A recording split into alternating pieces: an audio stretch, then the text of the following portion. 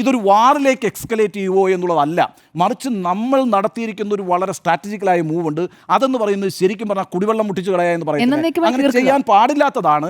നമ്മൾ എപ്പോഴും അത് കീപ്പ് ചെയ്തിട്ടുണ്ട്. കാരണം അറിയാമോ, പാകിസ്ഥാൻ്റെ ഭരണകൂടവുമായിട്ട് നമ്മൾ ഏറ്റുമുട്ടുമ്പോഴൊക്കെ പാകിസ്ഥാൻ ജനതയോട് ഇന്ത്യ ഒരു സോഫ്റ്റ് കോർണർ കാണിച്ചിട്ടുണ്ട്. കാരണം ലക്ഷക്കണക്കിന് കോടിക്കണക്കിന് മനുഷ്യരാണ് ആ ഗ്രാമങ്ങളിൽ ജീവിക്കുന്നത്. അവിടെ പോയി നിങ്ങൾ കണ്ടിട്ടുണ്ടെങ്കിൽ അറിയാം അതിൻ്റെ ദാരിദ്ര്യം എത്രമാത്രമാണെന്നുള്ളത്. അപ്പോൾ അവരാരും തന്നെ, ഞാൻ എൻ്റെ വ്യക്തിപരമായ ഒരുപാട് അനുഭവങ്ങളുണ്ട്.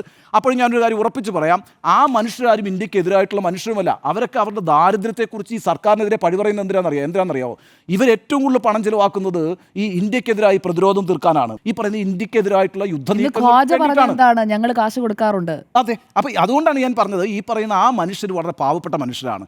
ആ മനുഷ്യരോടുള്ള ഒരു കരുതലിൻ്റെ ഭാഗമായിട്ടാണ് യഥാർത്ഥത്തിൽ ഈ പറയുന്ന 65-ലെ യുദ്ധത്തിലാണെങ്കിലും 71-ലെ യുദ്ധത്തിലാണെങ്കിലും 99-ലെ യുദ്ധത്തിലാണെങ്കിലും പിന്നീട് നടന്ന ഭീകരാക്രമണങ്ങളുടെ ഒക്കെ പശ്ചാത്തലത്തിലും നമ്മൾ ഇത്തരത്തിലുള്ളൊരു കടുത്ത നടപടി എടുക്കാതിരുന്നത്. പക്ഷേ ഇപ്പോൾ എടുത്തിരിക്കുന്ന ഈ നടപടി എന്ന് പറയുന്നത് പാകിസ്ഥാൻ അപകടത്തിലായിരിക്കുന്നു എന്നാണ്. അതായത് ഒരു ചെറിയ അറ്റാക്ക് 26 പേര് മരിക്കുന്ന ഒരു ചെറിയ കാര്യമല്ല.